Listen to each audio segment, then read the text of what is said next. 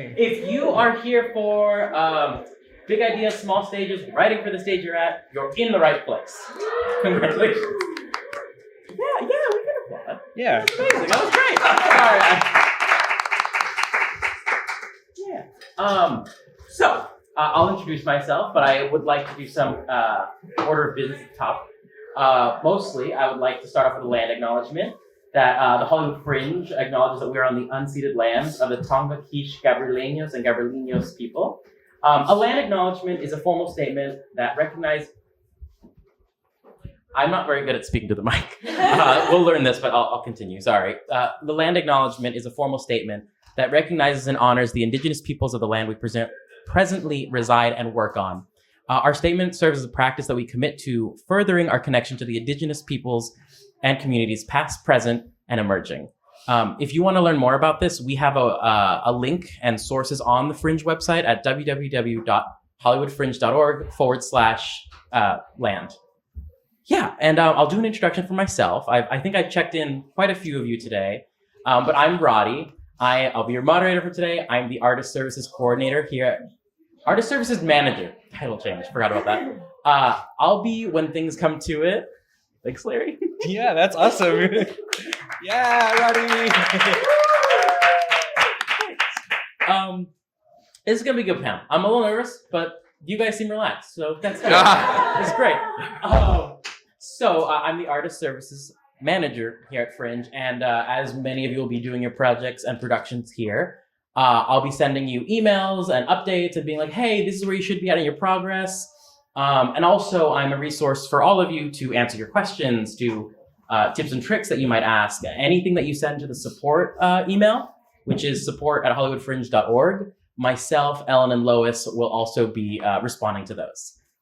When the time comes during shows, if you guys need refunds on your shows, if audiences need help, send them our way. We gotcha. That's about me. Oh, right. Pronouns are he, him. A visual description. I am a Latinx male wearing glasses, curly hair. I have a sweater, jeans, some shoes.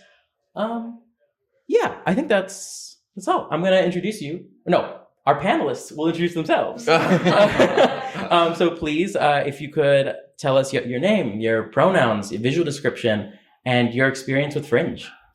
If you want to, I always don't want to rob the name. So if you want to start us off. Hi, everyone. It's good to see you all today. My name is Larry. My pronouns are he, him, his. I'm 5'9". My hair is bright purple. And I just did it today, so my nails are also purple. I'm wearing a sweater and some slacks and some black boots. And I've been involved with Fringe since 2019-ish, and then the pandemic happened. So complicated to say where it really all started, but I've been producing shows at Fringe since then. And then this last year, I was lucky enough to be on the scholarship committee as well. And then outside of that, I work at East West Players as the education and community manager, where I produce culturally specific youth tours that tour across LAUSD and LA public libraries as well. So hopefully I have some insights to share on like small shows that can be performed in various spaces. Hey, I'm Lorelei. Thank you for being here. I use any pronoun with respect. I'm wearing a very fierce pair of Doc Marten boots, black, some high-waist navy trousers. This is a top man white collared shirt, real classic, and a little necktie and glasses. I started in Fringe basically this year as a producer. I had done Fringe shows before as a performer. This year was my first time taking on a role as a producer. My show was awarded this last year for the Sydney Fringe Exchange. So next year we'll be taking it to Sydney, Australia, which is really exciting. Outside of Fringe, I'm a drag artist, and I have a nonprofit that's dedicated to making long-form theatrical works from drag artists and trans artists. So hopefully I can provide some insight into community specifics, how to take certain types of performances into spaces like this, and maybe more. I'm excited to explore with all of you. Incredible. I think we're gonna So I've kind of arranged the questions in order of like from creativity to then like an expanse and goes further beyond that. I think that in the creation of the show, Larry, I'm sorry, can you provide the name of the I think it was in 2023 there was a show. Could you name the shows that I've worked on? Yes, Fringe? yes, please, yeah. So this last year I worked on Now Jump, which was at the 905 Cole. Last year, I worked on We Are Nothing Without Hantu Hantu, which was also at the 905 Cole. And then 2 years before that, I produced Camino, Some Other's Journey, which was live streamed because pandemic. And then Lorelei was Queen Out Verb. Yes. Yeah. So this last year I did Queen Out Verb at the Broadwater. Incredible. And so for both of you, whether it's the writing or just the creation process, when you're working with creative, when you are the creative, when does that start? When does that inception begin, those conversations? What's the rough timeline look like leading up to June? Larry? I think every writer has their own process. So however long it takes you to come up with a script, that's totally your process and totally valid. I'm always working on like multiple scripts at one point, which is not like a brag. It's like I cannot finish anything to save my life. But yeah, as soon as you're ready to have a workshop reading, I guess, with some invited friends, I think that's the place to start. And I would probably do that at least now. If you're planning to produce in June, I would start hearing your script out loud now so that you can get a gauge of what's really working and what's really not working. And then you still have time to edit. And then I would probably have my first production meeting like in January, February with trusted folks that I want designing on my show. Yeah, I would say inspiration-wise, I mean, when an idea hits you, we're all theater artists, so we know what that feels like. If it feels organic and it feels human to you, seize that and take the opportunity to create something about that. As a practical rule, if you can write 10 pages on top of any idea, then you have a good idea. I would say, at the top of January, you should be able to have at least an initial meeting about what you want to do and what it's going to look like. And depending on whether you are making something that is more collaborative and it requires writing along the way, or you want to have something done and then you go into your rehearsal process, I think that's important to like know how you actually want to create the idea. So you should at least have that kind of down by like the top of January. Excellent. Yeah. Thank you so much. I also want to talk about then with writing, sometimes we'll write about some really hyper theatrical world, or really like, this massive moment in the show has to happen. Obviously anything can happen at Fringe, but I want to know how big can you go in these productions? How big have you gone? And what are some of those ways, and like in the trickiest of moments, or like, we need to accomplish this big feat? How did you guys work with that? If you have any examples of that.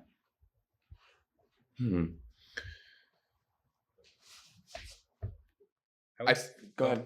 Yeah. Great question, Rody. Great question. Slay. Yeah. That's a great question. You stumped us both there. Go ahead. I mean, I would say don't limit yourself, right? Like, we're artists. If you have a big idea, go for it. I do think, though, that storytelling is the most important part of any theatrical piece. And if you're dreaming of something outside of your budget, I mean, like, I don't know about y'all, but I don't have endless money to throw into a project anywhere. If you're dreaming of something that big, I would try to break it down into why do I want that? What is the impact that I'm hoping my audience takes away from this moment that I'm dreaming about? And then try to figure out other ways with my creative team to create that same impact within my budget. Yeah, I would say writing wise, don't limit yourself. I think that's the magic of theater specifically, is that we're able to create big ideas in these really small spaces, either materially or through writing. And I think it's just a matter of, you got to put your nose to the grindstone a little bit. And if you want a huge idea, you got to make it happen. You can use your resources. I'm thinking specifically about drag and how we get certain outfits together or certain concepts together. And it's like cardboard, hot glue, beads, rhinestones, whatever you have to do to get that final thing, go for it and like work hard on it, because it will ultimately add to the vision. And you should never compromise your vision because you feel like you're limited in your space. Make it happen, because that's what's going to impress the audience, and that's why the audience is coming to see theater. Right. Brilliant. Yeah, absolutely. I think something I want to touch on, because you're already mentioning already, is like there are other ways of executing that vision and that goal. When it comes to, because Fringe is so fast paced, like 15 minutes load in, load out, with your tech times, what's those conversations when you have like this vision? Is it all like, oh, I'm going to lean on the props to tell this, or, oh, let me talk to the lighting technician? What's it like in both your respects? Like, how have you accomplished those conversations? I think step one is to take inventory of what's accessible to you, both designer-wise, like your designer's strengths, and your budget. I always go back to budget because I work with a nonprofit where we have a very tight budget. So just being aware of what is available to you, I think, first and foremost, and then creating the experience for your audience as well. I recently saw a show that was supposed to take place in an airplane. And before you even got in, like the front of house staff was like flight attendants, and they were giving you the rundown. They were giving you your loading ticket. They were like telling you all the rules and stuff, and then they lead you into the aircraft. So just thinking outside of the box and creating that whole rounded experience. And it could even come down to the communications that you're sending before the show, like you're welcoming your audience. You could already have a character doing that, right? Like, I don't know, maybe for your shows, like the queen who is going to be in the show is the one sending the message, or maybe it's a video, or maybe, you know, like just creating that experience for your audience, I think is the key. Totally. Like in terms of like the dramatic universe that you're building on top of your show, how can you expand that as much as you can for the audience? And how can you commit to storytelling across all forms, from your promotion to the sets and the props? Specifically with Queen Out, we had a lot of set pieces and a lot of prop pieces, and we had to really choreograph that. It was really, really tight, but we made it happen. And I think that's really what I want to emphasize, is if you feel in your head you're really committed to something, you can find a way to make it work. And it just takes a matter of practice, discipline, choreography, and really organization. A lot of our show, we had like 21 different wigs. We had like 16 different costumes. We had several set pieces. We had a train track that ran through the center of the stage. It was a lot, but we made it work. And so it's about talking to your team, getting the audience on board. We had a really specific plan about what to do with the audience if there was a delay, for example. So it's just about that organization. But on top of that, you can layer on your storytelling and find ways to kind of tie practicality with your dramatic universe, if you will. Do you know what I mean? Yeah. I think, sorry. Please. A big thing I focus on when I'm producing a show is how can a set piece be used in multiple ways. So this table might just be a table, but you can also lean in to the talent that you've brought onto your project. A really good actor can sell a table as anything, right? So how do you transform this table into the 30 different things that you need it to be? Do you all know the show Love, Loss, and What I Wore by any chance? Yeah. What's a very interesting play that just kind of, it's like a bit of a memoir, but like it tells a story based on what they were wearing for specific formative moments in their life. And I saw a production of it that was literally just like this one grand wardrobe and like 7 different chairs for each scene. And the wardrobe would open, it was magical, there was light. You would see them like transform into their costume and like take a different chair, and you automatically knew where they were. So just thinking about how you can use one piece in many ways.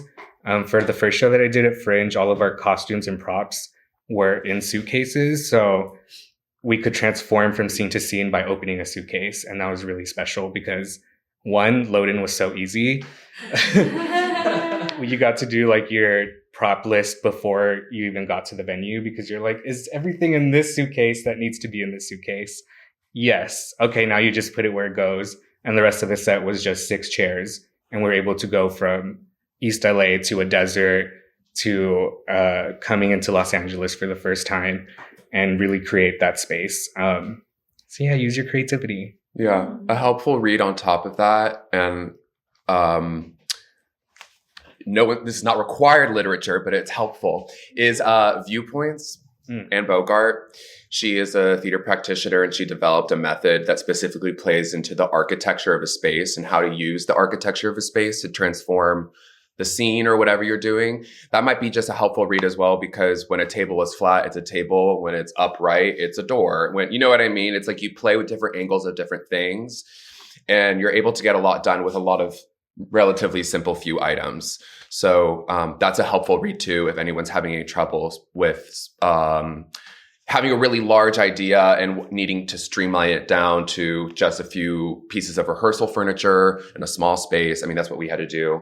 And a lot of these Fringe venues are like small theaters like this, right? So you're not alone in that challenge. And like, you can definitely hit up other Fringers and use your community to like ask questions. And there's a lot of people with a lot of different skill sets. You never know.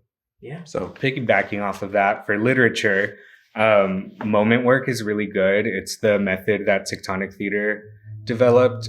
They wrote the Laramie Project, and it breaks down storytelling through every part of theater. So you can take a scene or a monologue and try to tell that whole story using just a prop, using just a light, using just a costume piece. And you can do this anywhere, which is really the great part about it. If you're rehearsing in your backyard, like I did for most of the shows at Fringe, you could use any form of light. Like, it could be a flashlight, it could be string lights, and just kind of challenge yourself to tell that story without words, and then see how you can intertwine the props and the costumes to create this whole new way to tell that story. Incredible. And I think both of you in what you guys are executing and creating, what you're saying is the creativity of it. And it's talking about like those spaces. It's even before, like Larry, you're talking about, it's like your audience is coming in, and yes, you have 15 minutes to load in. That 15 minutes also includes, though, getting your audience in the house and making those decisions on like, oh, do I want to load it in 10 minutes and then have them step into this world, or like do a flight attendant thing, or like have that immersive immediately as they're being checked in. Because there's so many ways to accomplish that. Once you understand the boundaries or the limitations or the confines, the box, once you know the box, it's been so interesting to see you both like work within that box and see what there's able to accomplish. With all this creativity and all of these, like, how does a table become something else? What does that rehearsal process look like? And what's the timeline? I know that like Fringe is a space for so many people and so many artists who also work, in the day or in the night or different schedules. What's been that rehearsal process been like? And then what's the creative process in the rehearsal space? So I don't know who wants to take it first. Yeah, I'll take it. I mean, obviously the most practical thing is taking stock of what's actually available to you in your space. Sometimes you get a space first and then you realize what they have and you use it to what you need, or you're looking for specific features of a theater and you need to like narrow your search to figure out what theaters have that thing. When I was producing my show this last summer, we had projections. And it was really important for us, for example, to have a theater that obviously had a projector and a projector screen, which a lot do, so that was good. But that's just something to take into consideration, is in your idea of how you're developing your story, what are the mediums that you need to communicate that? And if projections or anything else is one of them, you got to take stock of that. And then also figuring out how to integrate that into the world. What, besides the practical function of the projector giving us like the scene, what is the role of projections in the dramatic universe? How do they tie in with the characters? How do they tie in with what's going on? Does the projector ever become its own character? Do you know what I mean? So it's like fun to kind of think about that and play with that in the rehearsal. And there's no wrong ideas. That's a fun thing about rehearsal. You can try it over and over again, and you can do it at a different time every time. And it's a lot of fun. And that's theater until you land on something that works, and it works for you creatively and also practically. That's always like the really hard balance with these Fringe shows, is considering the practicality of everything while having these really big ideas. But the most important thing is staying realistic about what's available to you. And if all that's available to you is like a few chairs and a projector, then how are we going to make these chairs just as much a part of the show as these characters? And like, what can these chairs do for us to like further the story and communicate that? Mm-hmm. Right? Totally. For me, the rehearsal process and creative process, I find huge value in building that ensemble. And I know it can feel like, man, I just want to stage this show and like get as many runs in as we can. But the more that your ensemble, unless you have a solo show, then, you know, do whatever you want. But, but if you're working with an ensemble, the more that they can have each other's back on stage, like that really comes across to the audience. And especially in Fringe, where you're all kind of hopefully pulling together your resources, like all of your actors probably know somebody, all of your designers can probably pull from somewhere. Really making that time where you can have those conversations, I think is super important. And then playing, I think, is the most important part, because if you direct like me, like you want to block the whole show in a day and then just do runs after that. So really allow that time for play to happen. I really do like using moment work in my rehearsal process, especially if you're working on a brand new piece that's never been done before. And it's really helpful with that ensemble building that I was talking about, because you kind of give space for everybody to share their own artistic voice in the room. And then you as a director can step back and see like, this person's really strong with this. This person is really good with this, and this designer is like very talented in this style. How do I marry these voices to create a really powerful and impactful project? And then I think above all, take care of yourself, especially like April, May.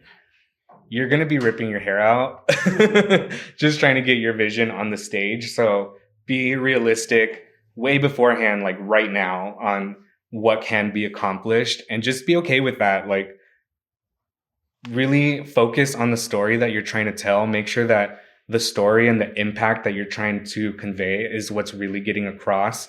Everything else is an embellishment, in my opinion, and can heighten a project, sure, but the actual story and message that you're trying to get out there needs to be the number one most important thing. And then if you have an amazing set that can support that, awesome. If you have great lights, wonderful. But if you don't, then the story should still be able to stand on its own. Yeah, incredible. I think there's this is awesome.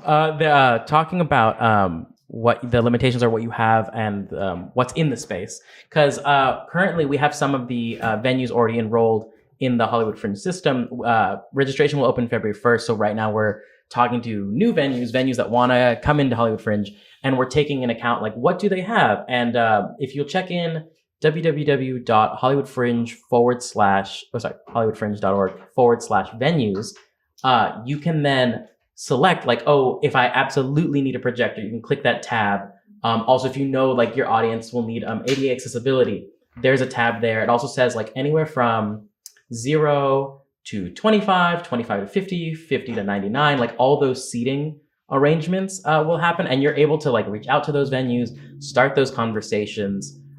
For you both, when you do know what your venue is, let's break it down. When do you find your venue? When do you're like, oh, this is the venue I'm going to be performing in for a Fringe timeline?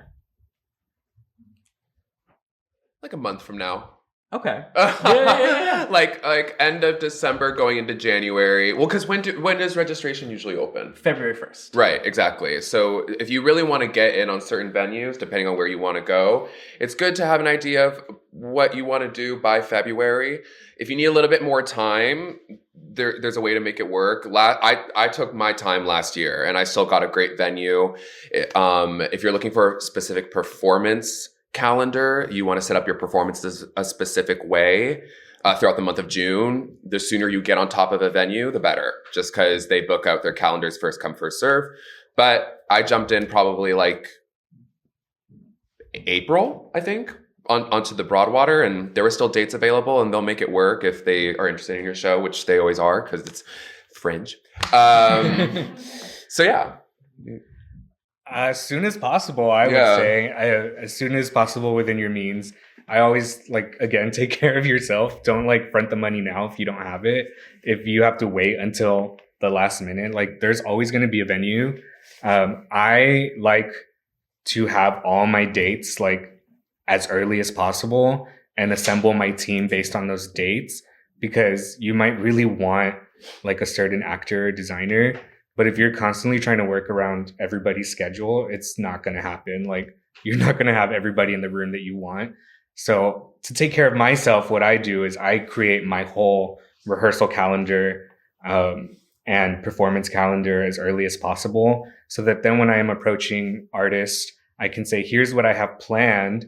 And maybe you have like a short list of people that you want, right? Like 1, 2, 3. You start at 1 and it's like, how does this work for you? Okay, we can adjust here. Now you have like a team of 2 that are really spearheading this project. And then you can go down your list and create a calendar that works for everyone.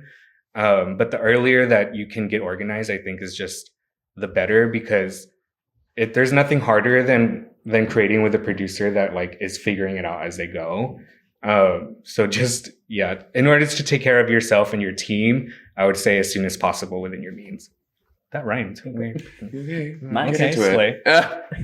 I am so excited that we're recording this, because something else that we'll release later is like, the 10 like pieces of advice, and I'm gonna have so much fun looking through all these and like being like, it's gonna be hard now narrowing it down to 10 for this whole session, so this whole event, and I'm like, oh my god, there's so much amazing tidbits. For venues, and you've toured it, you've talked to them. Have you had to have like specific conversations, being like, hey, like I'm trying to accomplish X, Y, and Z in the space.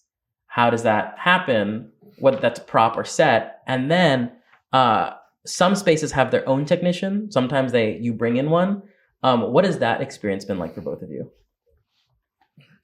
I mean, all the theaters that participate in Fringe are really excited to be there. And so any staff person that you meet is usually very nice. And so I had a situation with my show where we needed specific tech specs, and we kind of had to compromise with them a little bit because it was just about the volume spilling over into other venues. Mm-hmm. Specifically, the show was featuring 2 drag queens. And so we had some club scenes where we needed some crazy lighting and some loud music, and louder than us was kind of what we were going for in this specific moment. And we had to work with our tech person and really have a conversation and kind of dive into the storytelling as to why we wanted this thing. And once you get them on the same page about the why behind every creative decision that you have, it's really helpful for them to compromise and collaborate with you and build something that works. So in my case, we had our stage manager reach over to the stage manager of one of the other venues. They had this whole conversation about it, and we weren't involved. They did it on their own accord. And our tech person came back and was like, hey, like I got this figured out for you, and I know you wanted it. So you know what I mean? And I think it's just important that as you go through and you start making creative decisions about your show and what you're writing, knowing the why behind specific design choices and knowing the why behind certain character choices or whatever, it'll help you communicate with your actors, your designers, and it'll help curate an environment where people can feel like they're contributing into the ensemble and everyone's like on the same page. You know what I mean? Mm-hmm. I really like to have my own lighting designer. I know that some venues do have lighting people, but the more that you can come prepared into your tech, which usually a venue will give you like an hour or 2 into your contract designated specifically to teching, and then you can always pay for more. I like to pay for a full day of tech because I think it's really important. But having a very knowledgeable lighting designer is going to save your life. If they can be the ones in contact with the venue, asking them about their rep plot, asking them about the light capabilities, what kind of board they use, they can come into tech really prepared to just talk to their in-house technician and get your lights out of the way really fast. I like to lean into lighting and sound because I think that lighting and sound can transform a space into anything, really. So that would be my advice. And again, I think the technicians that you're going to run into at every venue are going to be really nice, super chill in my experience. But you should be prepared in order for them to be nice to you. Be nice to your technicians. They're doing a lot. They're juggling a lot. I do want to ask about going into tech, because we were talking about rehearsal. We're talking about creation. When you're into that, like the week before, the 2 weeks before June, and those venues have been talking to you about your tech time, what is a typical tech experience at Fringe? How much time do you get, and what's that like communication level, which you've already been touching on? I think one thing I would highlight is that whoever's teching your show is probably teching like 10 other shows at least. So if you really want that individualized look or experience, you're going to want to bring in your own designers. In my experience, tech has been like a couple hours built into your contract. Most venues will work with you and their schedule if you need more time than that. I think tech is like where everything comes together. It's also a really great time for your team to bond. And I don't know, everyone kind of like tech is a big deal, right? Like tech week. So yeah, that's kind of been my experience with tech. I would say if you're willing to pay for a full day of tech, then it's just like any other tech that you've been through. And I would personally highly advise going that route. Yeah. When I did my last show, we had 4 hours of tech time included in our contract with the venue. So we took those 4 hours and we still needed more time. So we had to go and pay for more time.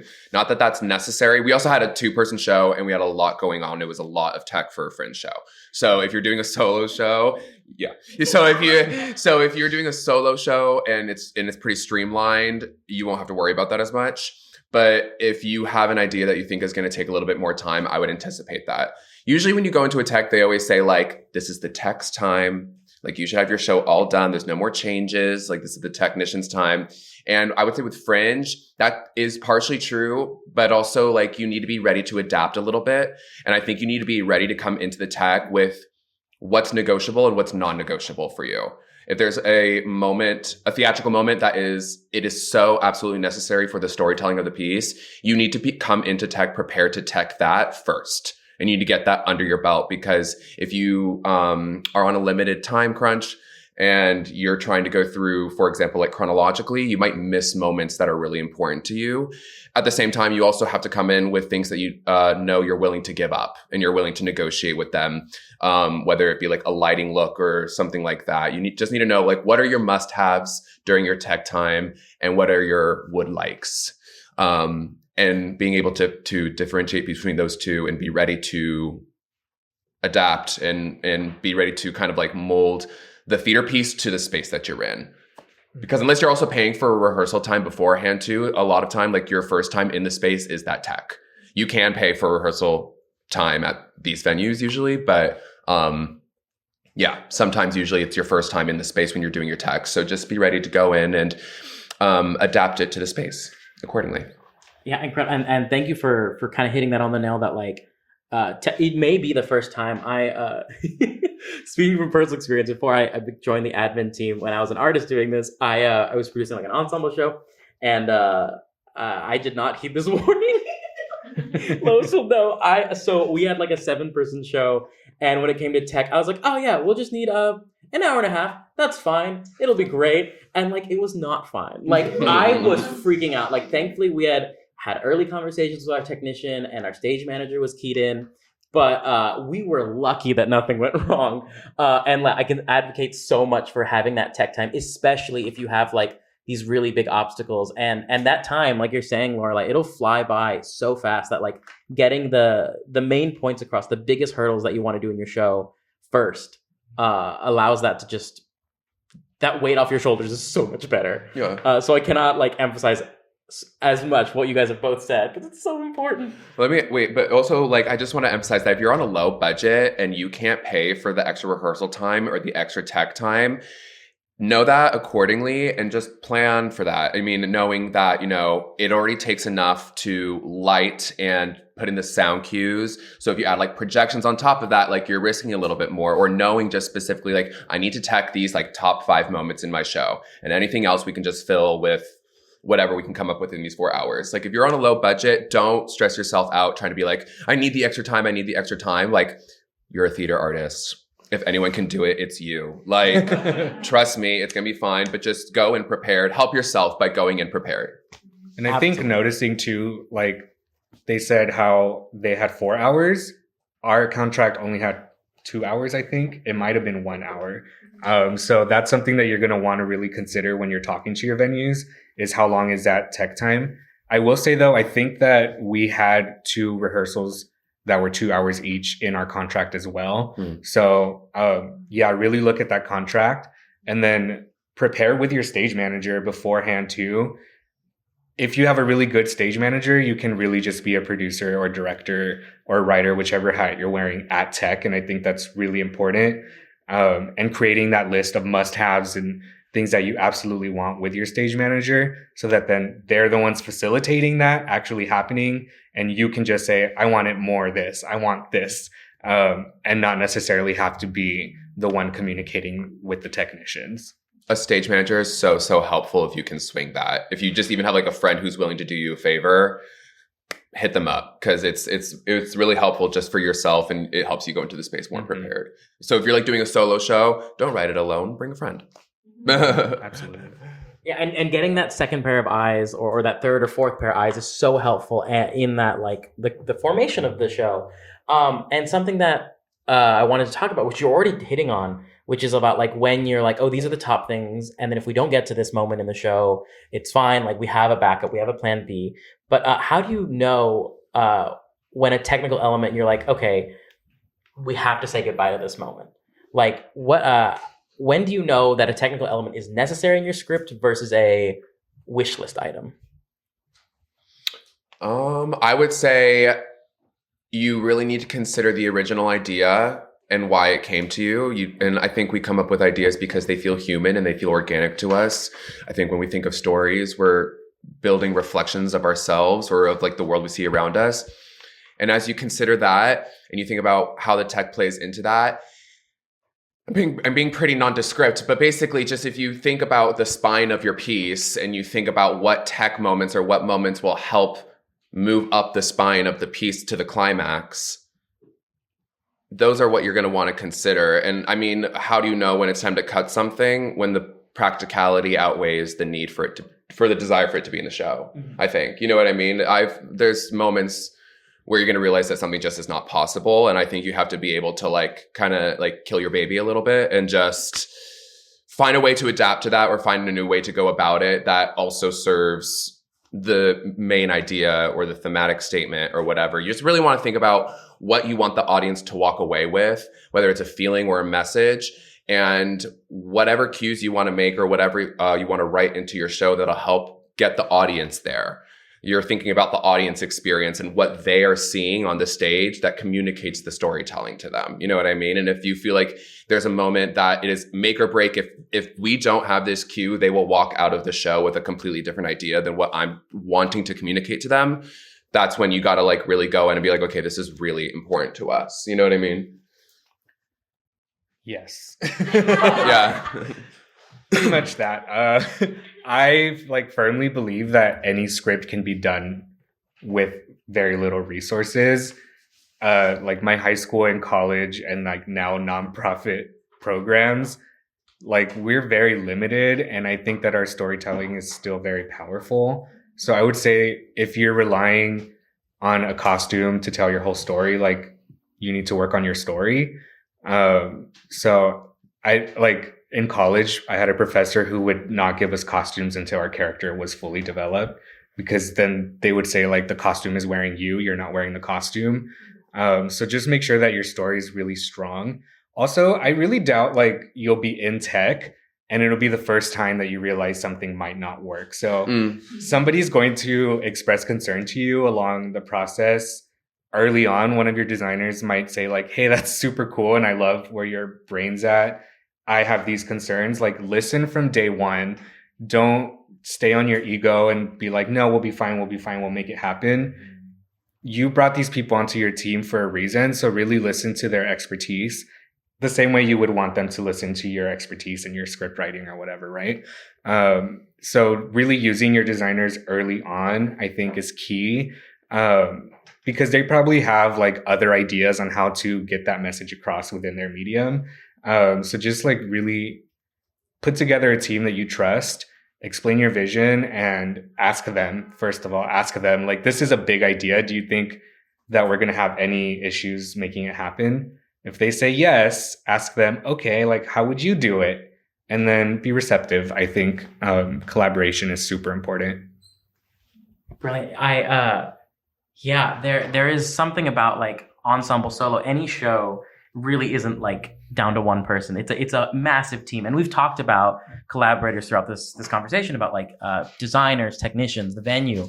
How many, in your experience, when you were doing this, how many people are involved? How many people are from like, oh, I need a friend to read this and give me feedback on it, all the way to like, hey, this is our team on the production. How many people, when you are putting on this production, are really like putting hands onto the show? I mean, in general, I would say the more the better, just from the standpoint that diversity is good and diversity of viewpoint is good. And if you're willing to share your work and get people's feedback on it and ask them questions like, what did you think? I'm trying to do this with this moment. Did that come through? Does this communicate? That's good. But I'll also say that with my last show, it was just 3 of us. It was me, my co-star who I wrote the show with, and our technical director. And it was just the 3 of us all the way up to the end. And we wrote it in our living room, and we were just like, whatever. We didn't know really what was going to become of it. We just wanted the experience of putting a show together and doing the Fringe, which we were really excited about. So I think if you have confidence in your idea and you're grounded in it and you know what the story is, you can get away with having a small group of people. But if you are at the point where you're looking for feedback, where you're looking for, you're looking to see if your ideas are coming across, it's good to share your work. And that's what's great about the Fringe community as well, and doing events like these, is meeting people and getting different people from different areas of expertise to share your work with and get new ideas and more, right? Mm-hmm. Mm-hmm. Yeah, I think even if you have a solo show, get a director at least. If you can get a stage manager and a director, I would say like that's the minimum of what your team should be. Because if you are doing a solo show and you wrote it, you don't want to also like be directing it and teching it. Like you need time to be an actor. And I think like that's really important, to give yourself that space and time to get into character, to not have to worry about like, are my props, well, you should always check your props, but like to not be the one that has to preset everything and send out every piece of communication, send out rehearsal reports, whatever. Like, I think the more people you can have on your team, the better. But if you have one person who you really trust to direct your solo work and a stage manager who can get you there, I think that is the minimum. I like to have as big of a team as I can, because we're all busy. We all have different schedules, especially in LA. I think like some people are working night jobs, some people are working day jobs, some people are picking up acting gigs in between. And the more people that you can have on board, the more eyes that you have on specific aspects of your show who are just kind of focused on that aspect. And I think that can be really helpful. Absolutely. And you may not even know, like, because you're absolutely like, oh, I want to get a director, I want to get a stage manager. And you may not know where to find those individuals, because you may have that community, you may have it, great. But also Fringe, there are like Facebook groups that the Fringe moderates, or ones we don't, that the community is already around, that you're able to reach out to and ask about. And then going back to those reviews, the feedback, my apologies, the feedback, something I was doing, which if you guys were upstairs in the previous panel, I spoke about it briefly, but just because I wanted to, 2 weeks, it's been a wild 2 weeks, but I was reading the reviews that Fringers left for shows that just happened, and audience members, and they were so insightful and so helpful on like, oh, here's what I thought of your piece, I enjoyed this, I enjoyed that, things that could be worked on. Like the feedback never stops, and Fringe is just one place for your work. It's not the end all be all. And much of the work goes on to do other things, which is very exciting. And I wanted to ask you both, when your work is going to go somewhere else, what are the intentions? Is it like, do you scale up depending on your venue? Like, how does that journey go post Fringe? Good question. Well, I mean, I'll say for me, I mean, we did our show Queen Out Verb this last Hollywood Fringe in 2024. We'll be taking it to Sydney next year, and we're definitely thinking about upping it. And we're now in the process of taking it back into a lab space almost, and picking apart scenes and figuring out things we can improve on. Again, going back to like, what are we trying to communicate with this scene? what is missing from the show if this scene is taken out of the show? What is this scene for? And also production wise, like putting a little bit more dazzle on it. Why not? It's theater. You know what I mean? If you have the means to do it. And luckily we put down, the payment that we could the first time around to get like a basic set of costumes and wigs together. Now that we have this opportunity in like a year's worth of time to up it up or like make it more, we're taking that opportunity. And I think having fun with that. I think once you have the main idea, now it's theater. Now let's have fun with it. Now let's like get more costumes in here or get more props or, not if that's not helpful to your piece. If you have enough costumes and props, then leave it alone. But maybe, let's find ways to communicate the character more. Let's find more fun moments that we can incorporate into this. What worked organically in the room that like surprised us the first time around that we can incorporate as part of the script the second time around. Things to think about. And like theater is so fun because it's constantly moving and it's not a movie, it's not a TV show where you can like stream it. It's constantly changing. And I think that as theater artists, we should welcome that change and we shouldn't try to like stifle ourselves into like doing it the same way every single time. It's a breath and it changes and it molds to its space. And like, how can you, if you want to change the story, or you want to edit something in or you want to take something out, do it. You know what I mean? It doesn't need to be a completely new idea for you to perform it again. So, yeah. Yeah. I think scaling is something you can think about before you have your first production, like while you're still in the writing process, thinking about what do I want the journey of this piece to be once Fringe is over. I don't think there's anything wrong with like, if you just want to do it at Fringe and be like, I did that cool thing, call it a day. I think there's value in that too. There's nothing wrong with that at all. For the first show that I did at Fringe, my goal was really to get it into the community as much as I can. So I made sure that it could be done with 6 chairs and 6 suitcases anywhere, literally anywhere. Like we've done it in backyards, we've done it in dorms, we've done it community centers. A few other schools have done it and have been able to scale up the production based on that. Like I wrote it in such a way where you can throw projections behind any scene and then you could do that. You could add set pieces if you want. When we live streamed it, we were able to build like a set for the show, but we didn't need that set for the story to come across. And I think it really just depends on your goal for the show. Where do you want it to go after Fringe? If you want it to go anywhere, if you wanted to go into the community, for example, which I did, like I didn't write a projector being essential to the storytelling of the show because then you're limiting where that show can go, right? So if a projector is really important to your show, you just have to be okay with knowing that there's certain spaces where your show, like it will not be able to be accommodated. And I think that's fine too, just being self-aware of your piece and what you want for it. Incredible. Yeah, I think that it's, because Larry, I just have a question. I have this question because you're working with so many different creatives from shows to shows. What does that initial conversation look like from a producer standpoint, and then Lorelei as well, when you're talking to someone else who has this piece that they're bringing? What are like those first entry questions that you're talking to from a producer standpoint to someone who producing is like new for them completely? It also could be like it's a longer conversation. No, like hitting up like technicians and actors to be a part of our thing. Like when so let's say you have an artist who's like, oh, I have this piece, and I want to bring it to life, but I don't have those producing skills. What are like the top 3 producing skills that you're like, oh, if you're also wanting to build up your toolbox as a producer, here are the 3 biggest helpful tips as a producer at the Fringe level. At the Fringe level. It's a great question. I mean, you have to consider the hierarchy of the roles, and usually a producer is a very administrative role. Usually, when you come into Fringe, you have a little bit more of a creative input.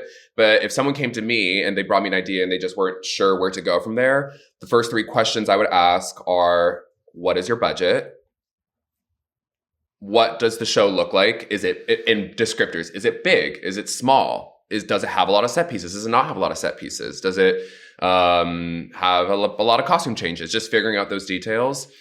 And why now? why produce this specific show now? And what do you think is going to draw an audience to this? You know what I mean? I think people want to see theater that reflects themselves in the time that we're in, and not all the time. I mean, obviously there's period pieces and stuff like that, but even then, producing those in contemporary times has its own stamp. So why now? And considering that as part of like the project goal and making sure that we're all on the same page in terms of why we are producing this show right now and what we want to take away for the experience of it, because it just may be, I want to do Fringe. I've never done Fringe before, and I just want to I don't care if no one comes to my show. I just want the opportunity to like do a tech and do some shows. Great. Then we can like plan for that. But if you, for example, are wanting to take your show into the community, or you want to take your show traveling, you know, you should have kind of that idea and what you want to do with it. Mm-hmm. Right. Yeah. I would say the number one skill for me is people skills. Can you be kind to your team? Can you be just a good person that people want to work with? If you're a producer who's unkind, it's going to be your last time working with those people, I promise. Especially at the Fringe level, where we're not like pouring tons and tons of money. Like, if you're not paying me and you're not nice to me, I'm gonna quit. Like, period, because you're not gonna be mean to me. You're just not. I would say the second thing is managing a budget. And I think being realistic about how much you can fundraise is part of that. Fundraising in LA for theater is really challenging. You don't want to do that on your own, but that is part of your job as a producer, is to get the money required for your project to happen. So being able to be out there and fundraising is a super important skill. And then being able to break up that goal into different areas of your show financially is really important. So if your fundraising goal is like $3,000, like, where is that money going? I think that's really important to know before you even start fundraising, because people are way more likely to donate if you can tell them exactly what they're donating to. So if 2,000 of this is going straight to the talent for this 2-person show, they're each getting $1,000 each, yay. Then people who want to support talent are going to be the ones donating to that. If 2,000 is going to your design, then people who want to go see theater because they really like good design, they're going to want to donate to your show. So knowing that is really important. And then I think the third was people skills, budget. I would say time management is really important. Some laughs. I don't want to know. Time management is super important, especially as a producer, because people are going to be asking you for timelines for everything. So if you don't know how to make a production schedule, that's something that you should prioritize. And if you don't know what goes into making a production schedule, hit me up. I have a template. But you want to know, like, when is first draft of costumes due? Like, when are renderings due? When is this? The more you can break down everything for people, the easier it is to keep them and yourself accountable into meeting those goals. And having early deadlines for those things is super valuable, because you're going to find out early in your process if like your relationship with someone isn't working, and you can break it off respectfully and with good intentions early on and find someone for your project who is going to work. And then, yeah, time management, super important. I don't know if y'all have ever worked with a director who's like, tomorrow's opening and the show's not done. You don't want to be that person. So I think managing your time is taking care of yourself and taking care of your team. I think the also like the taking care of yourself is because we say that Fringe is it's a marathon, it's not a sprint, because we're starting now. You're all starting now, basically, or you've started, a couple months or weeks from before then. There's so much to cover, and it's very easy to just like personally burn out. Creatively is one thing, but like just being like, oh, I'm just exhausted. Like my body is exhausted, and I cannot advocate for this enough. But like, yes, there are so many opportunities that we have, and there's so many workshops and office hours, networking, but also like when you need a break, like give yourself that time. Like it's so hard being kind to yourself sometimes, and like being like, no, I don't need to go to this office hours. I don't need to go to the X, Y, and Z. I just need to stay home. I need to rest. I need to take care, because you'll most likely be wearing so many different hats that it's okay to just take a break to step back for a second. But also touching on going on like budgeting and all of these producer goals that we need to look at. We just released about like a week ago, I think, maybe 2 weeks ago, I don't remember anymore. But we released the 2024, right? That was the 2024 annual report. I think you can find it on hollywoodfringe.org/annual. And what that does is it synthesizes what a lot of the stats were for the participants who just did Fringe. Like I think the overwhelming majority did 5 shows. I think 45% came in with previously funded work. They weren't just like putting it from the get-go. Like they had either created a GoFundMe, they created some other fundraiser, and that assisted them on their journey with budgeting. And definitely take a look at that, because there's so many interesting stats of what just the last year's participants did, and what that breakdown looks like. It was super helpful. I'm really excited because I got to format it all, but take a look. It's great.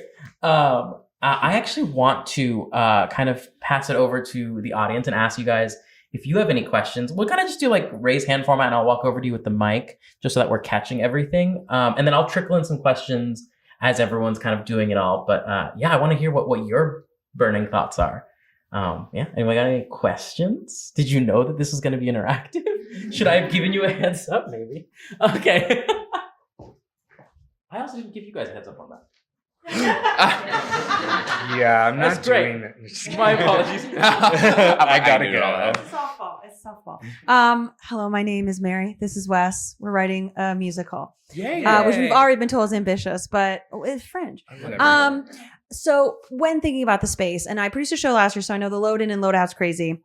And I love the advice of sound and lights, because obviously that's easy. And we put props in a suitcase too. So I love that too. In terms of set and scenic design and things, I know I went to shows this year that, you'd hang a sign or something like that, but you were saying you're just quite involved. So do you recommend trying to avoid as much as possible any kind of set design and really focusing on, I'm just trying to think as we're writing the kind of worlds we're writing in it, how much to lean on that? Or is it really like utilize sound and lights and only do the minimal amount of scenic design if you even need it at all? Because that feels like the hardest thing given you're load in and load out, multiple places in the space, etc.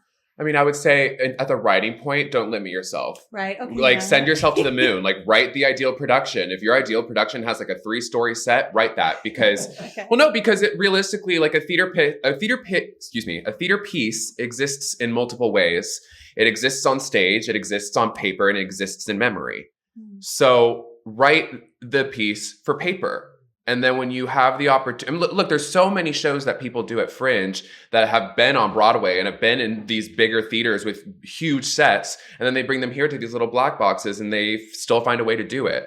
So take that same inspiration, I think, and just send yourself to the moon with that one. And then as you move into tech and you start to think about a little bit more practically in rehearsals, that's when you can start to think about, how do we want to communicate this? If your story has a castle in it, how do you communicate the castle? It can be through projection, or maybe it can be through light set pieces, things that pieces of fabric. You can like put up fabric against a wall and suddenly that's a curtain, or that's whatever. Do you know what I mean? Mm-hmm. So I think that just early on, inspiration wise, don't limit yourself. That's the fun of making theater. And then when you start to get into your rehearsal process, really early on, you'll start to realize, and obviously as you're writing, you will have the mental block of like, well, that's probably not going to happen, but write it anyway because it's organic to you and it's coming out as truth. So do that. And then you'll find a way to make it work if it's really doable within the space, I think. You know what I mean? You can do a lot with also just like an ensemble of actors, and they don't all have to be one role. They could play multiple things. They could play parts. They could play inanimate objects. Get creative with your team and what's available to you, I think. I think also, like we were talking about, knowing your intended journey for the piece, it's really important to put, like, if you want this to go to Broadway, like, write the show that's going to go to Broadway, because you don't know who's going to be in the audience, who's going to be like, can I see that script? Like, I'm a producer, or like, I would like to maybe bring the show to my school or something. Then you can show them like what your full vision was. and they've already seen your show, so they know like how you executed it. But then they can see like, oh, this is supposed to be like this huge, massive castle thing. Like they got it across, but I have the budget and time to build that. So knowing the journey that you want for your show, I think is really important in that aspect. And then also something that I learned last year was just transporting your set. Yeah. Make sure you know, like, we had a pickup truck and it worked out, which is great. But knowing, like, how heavy is this? Getting it off the truck, onto the ground, up a ramp, up some, like, know your venue and how long that's realistically going to take you. And, you know, the bigger your set, the more transportation space you need. Like, are you going to get a U-Haul for every show? So, yeah. Oh, take a look. Also, if you could do me a favor, when you have the mic, sorry, thanks, Ike. When you have the mic, introduce yourself, give your preferred pronouns, and also like tell us about the show you're working on, and yeah, like there's no time like the present to start working on that tagline. So yeah, here, go ahead.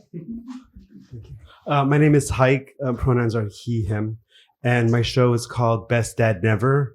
About struggling to raise a self-possessed biracial daughter, but coming into my stuff as a gay Armenian American. It'll be at the Hudson Theater.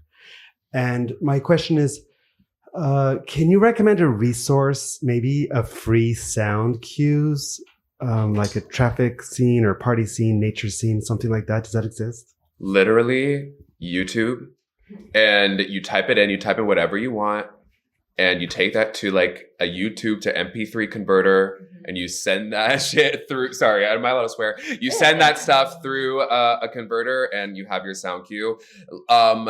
Usually, you can find a lot on YouTube. I've found like a lot of random sound cues, and it's just the thought of like, I want a sound of like a cat, like in Heat, and I will literally look that up on YouTube, and it's there, I'm like, okay, so like there are people out there who make money off of making these like copyright-free sound cues. So really, that's a really great resource. I mean, I don't know anything beyond that, but do you? I think there's a website literally called freesound.com. I want to say there is, but also like, you know, and this is when if you're not partial to sound design and you want to outsource this work, or you can just do it yourself, building sound cues in Audacity, Audacity, like Audacity, is actually pretty easy. And you can layer in tracks if you're trying to build a traffic scene, for example, I heard you say, and you're trying to get a lot of different levels in there. You want the sound of pedestrians, you want the sound of cars, you want the sound of, I don't know, the cafe in the back or whatever. Look up different sound cues and layer those on top of each other. Look for like busy street sound cue, busy cafe sound cue, traffic on this day sound cue or whatever. You know what I mean? And or if you are watching something and you hear something that you really like, you can probably go on YouTube, you can find that episode or that video or whatever, you can put that through a converter again, and you can just cut that little section, that little sound. I mean, the internet is really amazing. I mean, the stuff you can do on the internet is amazing. But yeah, definitely just like, I would take inspiration from what's around you, what like any visual media that you have or any audible media that you're listening to. If you like what you hear, you can probably find it and like export it. And then just using some of these program tools, free sound files, Audacity or YouTube, and like that, and build it. And also, like, it does not need to be perfect for Fringe. It just needs to communicate what you want to communicate. So don't worry about making the perfect sound effect. That's for when you take it to, you know, Broadway. So if in the meantime, you like, part of the fun of doing Fringe is like making stuff with your own hands, and like, don't be afraid to get like gritty with it, and, you know, finding a way to make it work. Absolutely. Oh, brilliant. Yeah. Here we go. Hi, I'm Scout, she, her, and the show I'm writing is called The Bright Heaven of Invention. It's about a group of artists who create a church to evade taxes and then accidentally start a religion. Love it. But I am new to Fringe, first time writer, and so building a team is going to be a new process for me. Do you have any advice for meeting those members of your tech team and maybe early conversations to have with them to see if they'd be a good fit, and just like kind of navigating those early talks? I think the best thing that you can do is see a lot of theater, and don't be afraid to like talk to the people in the booth after and say like, that was really great. Like, how long have you been working in this venue? Or like, just like making genuine connections, I think is going to get you the people that you really want working on your project. And I mean, there's like Facebook groups. There's like Technical Theater Artists of LA, which is a really good one. Theater Artists of Color is more national, but if you're looking for anything in that realm, and the Fringe Facebook groups and social hours are really good. I'm so bad at networking myself. So Yeah. I'm not going to lie to you. Like, networking is really hard for me. And the best way that I've built my theater community is just like genuinely attending shows that I think I would enjoy and pushing myself to say hi afterwards. Yeah. Networking can be tough. And I'm kind of like hyping myself up as well because networking is tough for me as I share this information. But we're all here because we want to like get stuff done and we want to like make theater work. And so it's important to like put yourself out there and also know who you are and know how you work. If you're a very type A personality in the room and or if you're very casual, I mean, as you meet people, like take stock of their energy and what they give to you. If they seem really on top of it and they seem like really like up kind of vibes, then and obviously that's a scientific term. Then they might be a good fit for you. Or if you're like trying to feel that out, if you're someone who's more casual, you're focusing on just finding something that's organic. If you're talking to someone to be like, hey, like let's grab coffee sometime and like chat, like it might be so fun to like work on something together. There's no guarantee that you're going to work with that person, but if all else fails, you had a great coffee with someone who is like-minded and is also doing theater, and that's helpful. And it's so fun. We're all in the room together. Yay! That we're here. And you can, talk to these other artists around you and pay attention to the work that other people are making. If you find someone who you feel is making work that resonates with you, go up to them and tell them why. You know what I mean? It was fun, like doing a show that had drag in it and was obviously like very queer, and having other like queer members of the Fringe community come to the show and talking about our experience producing at Fringe and like how we can all help each other and outsource work together for next year. That's part of the fun of it. So don't be afraid to like make those connections and just know who you are and know the type of person who you are, because not everyone needs to be that super outgoing, super on top of it, producer, director. Not everyone's like that. You know what I mean? So it's like if you're focused on building the relationship organically, whatever that feels like to you, and and know what you need. If you want to communicate like exactly what you need, that's helpful. And that's good to know when you're like meeting new people. I think there's a balance too. Like early on when you're meeting someone, you don't want to be transactional, of course. Yeah. Because this Fringe is just 1 year, right? But hopefully you're building a theater family that's going to last you many years, who this time they're helping you out. Next time you're helping them out. This time it's your story. Next time it's their story. So just be genuine and also be upfront with what you have to offer. If this is unpaid, tell them this is unpaid. If there's a small stipend, tell them like, it's a small stipend. If we're fundraising as a team and then splitting everything that's left over afterwards, like just be upfront about what that's going to look like. There's plenty of people who are happy to do it just for the sake of art. So if that's where you're at, being transparent is very important. Oh, brilliant. While I make my way over there, just 2 steps back, can you, because we've been talking about set and we've been talking about environment. Lorelei, can you talk about what the Queen Out Verb set was? And then Larry, if you could talk about some of the productions. Hantu comes to mind. Of just like, just in different ways. Sometimes simplicity accomplishes so much and that it's like, it's ingenious. So if you could answer that, well, I make my way over there. Yeah. Do you want to go ahead? I think mine's probably simpler, so I'll go first. Yeah. For Hantu, it was a horror-themed play, horror memory themed play. So we really focused on the lighting and props. The set was literally 3 acting cubes that were painted in a specific style to fit the show. And then behind each cube was just like props to transform the space. But what we really focused on was creating a lighting design and a soundscape that brought together that horror element. So it was kind of more like dreamlike and memory, and you're kind of going from this character's like different memories. So it was more of a general like green wash, sometimes general blue wash, and we painted the blocks in a way that when the different light would hit them, they would look different as well. Yeah, so we had a lot. Basically, we had a lot of rehearsal furniture that was provided to us from the Broadwater. And this is the other thing, just to keep in mind, if you're writing something that has like actual set pieces, look into space. And as you're figuring out what spaces you want to do, ask them what they have, because it was really helpful to have a venue that had like a lot of rehearsal furniture for us to use. And sometimes some venues just only have like little rehearsal cues. But if you can work with that, then that's great. We had a couch, a table, a coat rack, a costume rack with costumes.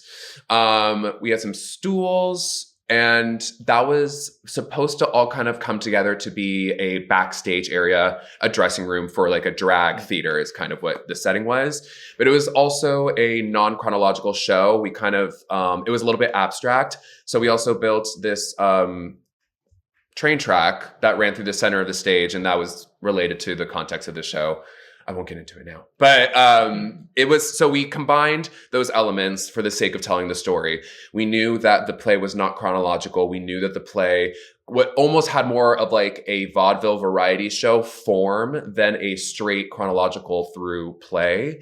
So we took that into account in designing our set. And even though we had a lot of little set pieces to build a real space, we took the opportunity to bring in little things to make the space more abstract. And that's as simple as like throwing fabric over the couch. We layered it with all these pillows and blankets so that it looked like its own thing. And it wasn't just a rehearsal couch. And we had wigs like strewn across the stage, and we had costumes. And so we really were able to make it feel like a different space.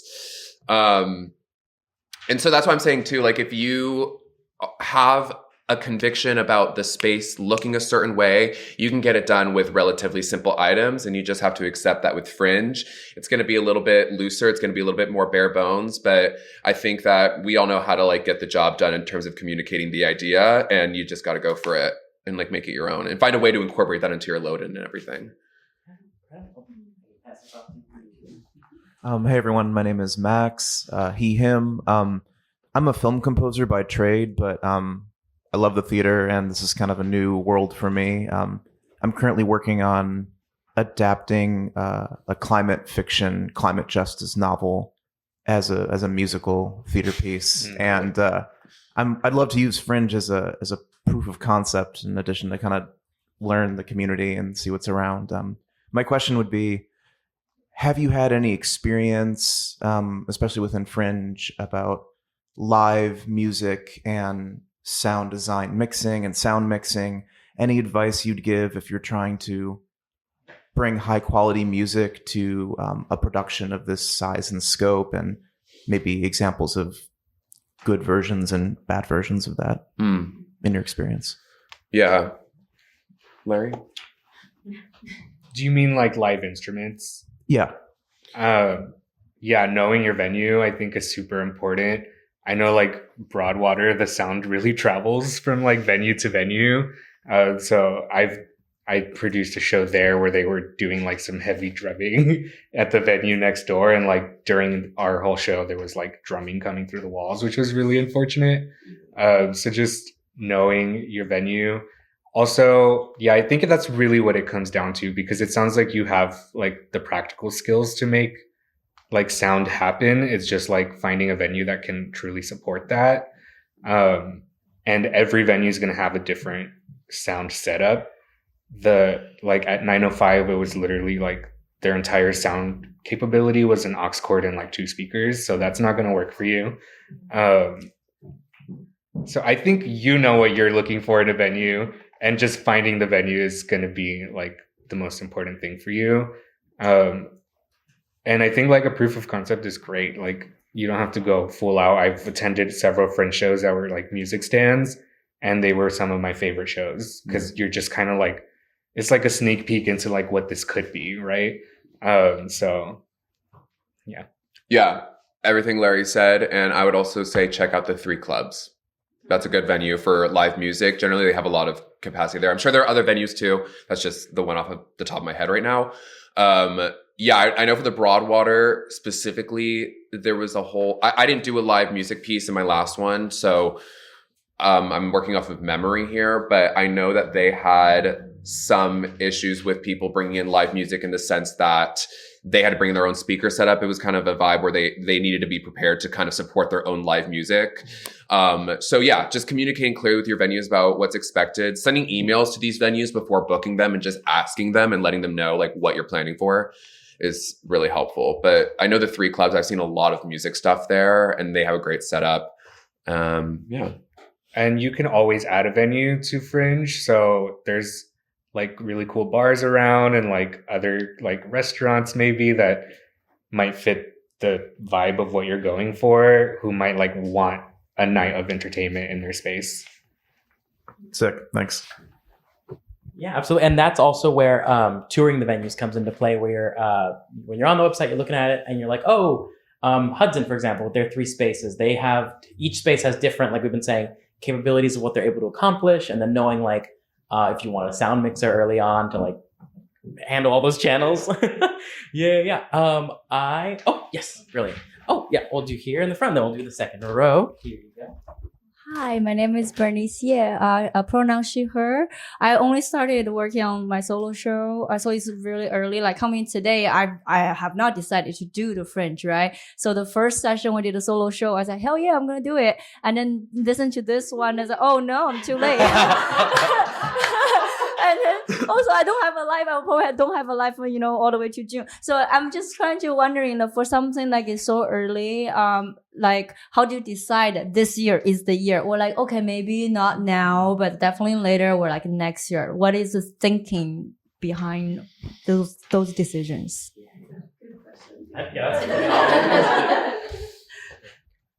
Well, I can tell you, I'm not producing something I'm writing this year because I know in my heart that I'm not going to be able to finish writing the script in time to produce it. But I also know that 2026 does exist. And if I need a longer timeline, then that is okay. So I think knowing yourself as a writer and knowing yourself as a producer is very important.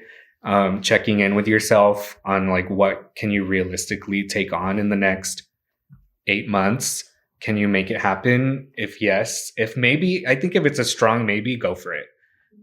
If you're like doubting yourself a little bit, I still say go for it because I think like fear of failure is gonna make like someday become never, and that's not worth it. Like if you're gonna look back and regret not pushing yourself to do it, like don't do that to yourself. But also make sure above all that like you're taking care of yourself. So I would say like go through your notes that you've taken today, like figure out like which ones are really resonating with you as challenges. Like if it's going to be challenging for you to like put together a team, or if it's going to be challenging for you to put together the money you need, then list those off and like really like check in with yourself on, can I accomplish these things in time?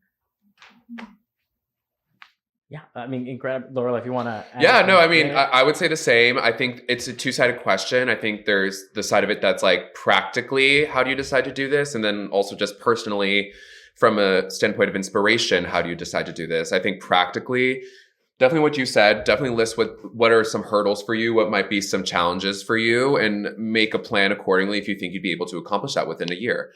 I think you can. I think that like the great thing about Fringe is nothing needs to be perfect. In fact, a majority of the shows are imperfect shows. That's what's fun about it. You know what I mean? And the fact that we have over 300 productions or something like that. Yeah. So there's a million people who are in the position, less than 300.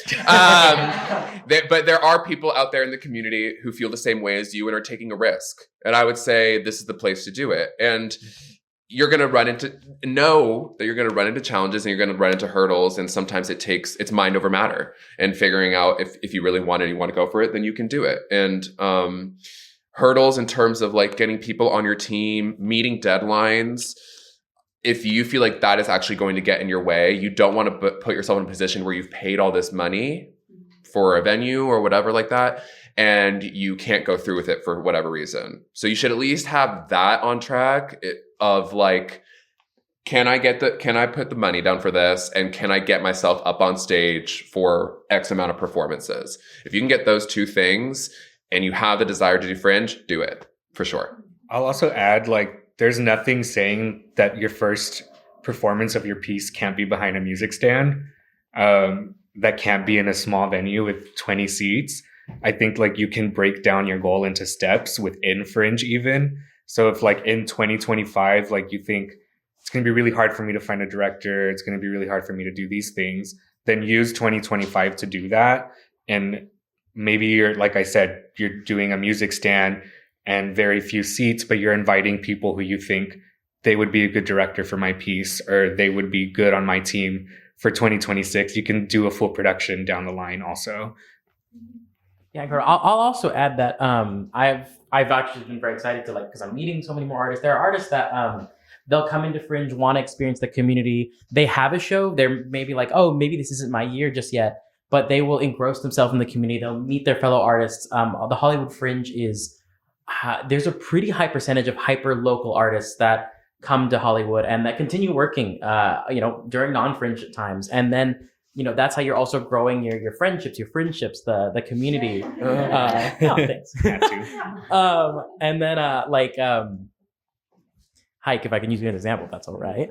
But Hike, you were a volunteer. You were a participant last year who has a show, and now this year is bringing the show. And like you were just immersed in the Fringe zeitgeist and was just with everyone and collecting that information about what is it like. And that's completely fine too. Like it's your own timeline that you're committing to. Of course, when hard deadlines come in, it's different. But I just wanted to add that in where it's like you're totally able to, if you're not a participating artist in the sense that you're not producing, please come along for the journey and collect that information, because something that we want to do as well as like having artists bring their shows is programs like this. We're trying to like give you guys the tools, give everyone the tools to independently produce their work, because it's hard and there's no like paint by numbers rules. So as long as we're able to like have these conversations, the better. But you had a question and I've been talking. So here, you had a question. Sorry, my apologies. Hi, my name is Marina, pronounced she, her, and my show is called The First People. It's about a love triangle between Adam, Eve, and Satan. And I know that you guys mentioned some books. Oh, it's a comedy, by the way. Thank you. Yeah. I know you guys mentioned some books. So I am originally a film director. I'm coming from film. I really want to try theater this year. And are there any resources on how to direct for theater, specifically for stage, directing actors and blocking and like all that goes with it? I think there's a book. I'm actually not going to speak off of thinking. Let me say, I know I mentioned it earlier. It's very helpful, but any literature from Anne Bogart is very helpful. And then specifically, if you're looking for your own research, if you know you're doing a 3-person play, for example, or if there are any theater artists that inspire you or your vision, I would research those people specifically, and I would look to see if there was anything other that they wrote. What I was going to say, though, is I think that there's actually a book out there that's called like The Director's Guide to Stage, that is like a very basic kind of like comprehensive guide as to like how to navigate directing for the stage. Little guides like that, or if you're starting from like zero, little guides like that are super helpful. But I would say like if you already have experience with directing and film, take whatever you have about like, because I know it's different because you're like working with a frame and stuff, but obviously you're considering how to use the frame to your advantage in telling the story. So I would say like use those techniques. I think that, using stage pictures, for example, and knowing like what those communicate about the characters and the story as they move along, you can adapt that into your experience. Don't be afraid if you have like limited theater experience, because theater is one of those things where you can have a creative discipline in any other arena and bring it into theater, and it would serve some purpose somewhere. So like know your strengths, and if you're knowing that at certain points you might have some weaknesses, you can also outsource that help. You know what I mean? If you might meet someone who's a director and you're like, they don't need to come onto your project, but maybe they can come join you for a rehearsal, and like you can get some feedback from them, or you can work with them during that rehearsal and just have them as a guest artist, for example. But yeah, this community is available. Lots of literature is available. But I would say know your inspirations, know your role models or whoever you're trying to emulate, and research those people. Mm-hmm. I always lean back into moment work because I can trust my actors to do a lot. I think actors are like the most underused part of any production team. But with moment work, you're really asking the actors to create different moments. And then you as a director kind of jotting down what spoke to you about what they've created. Additionally, I would say, and again, this one is hard for me as well, but when you see a production or a company that you really admire, you can always like send an email and ask for an informational interview. And that's true for like any position in theater. I think that people should really, really take advantage of the fact that theater artists want to talk to you and like and about themselves sometimes, and also to just like nurture other people's ambitions, right? So if you see a show that you really like reach out to that director and say like, do you have 30 minutes for a Zoom call? Like, I want to pick your brain about why you made these certain decisions.